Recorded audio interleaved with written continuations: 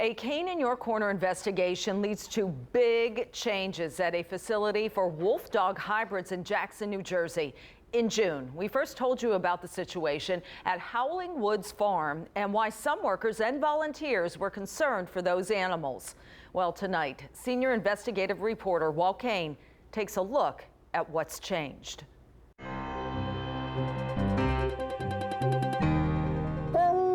We started to see some very concerning health problems. Animals not being fed every day. Animals looking emaciated. Leaving workers and volunteers concerned. I've seen many volunteers and weekday staff sneaking food to them because if they don't sneak it, they're going to suffer. That's what we found in our investigation of Howling Woods Farm, a sanctuary for wolf dog hybrids in Jackson, New Jersey.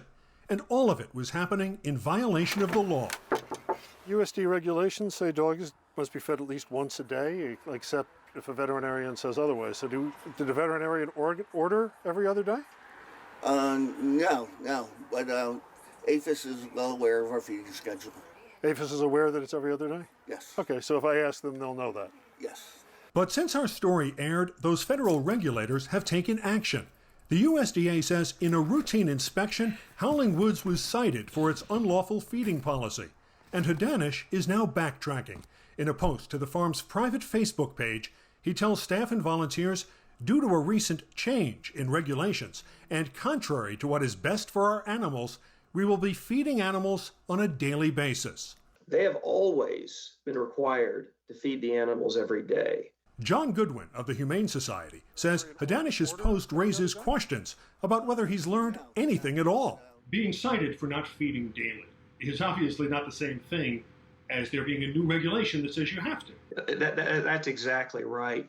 Just because I get a ticket for running a stop sign doesn't mean that it was legal to run the stop sign before I got the ticket. That's the sort of logic that we're looking at here. It's silly. It is good that, they're being fed every day because that makes me feel like I've actually done something here, but it only really satisfies a portion of the complaints that we had. Keith Vanderbrook is a former employee who's now suing Hadanish and Howling Woods.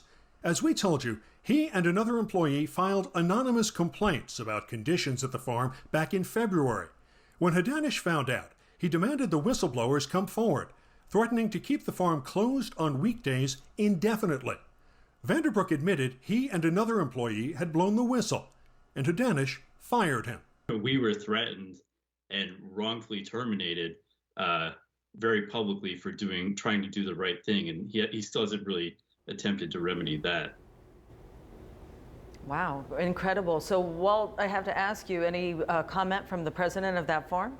We reached out to Michael Hadanish. We obviously wanted to talk to him about this change in policy, but he did not get back to us. Also, nothing more from the USDA. That agency says it has nothing to add to its initial comment. It won't discuss what its inspection until it gets posted online. It says that could happen by the end of the month. And in looking at this story, Walt, I never thought that you could breed or keep captive a wolf dogs, whatever hybrid it is. I didn't think it was legal. In some states you can't. In New York, actually, you're not allowed to own them. In New Jersey, you can. It's sort of state by state. They're not necessarily the best pets. It really depends. Obviously, you need to have a lot of space for them to be able to have them. Absolutely. Well, you certainly saved that pack, so I'm sure everyone thanks you. Walt, thank you so much. Walt Kane reporting.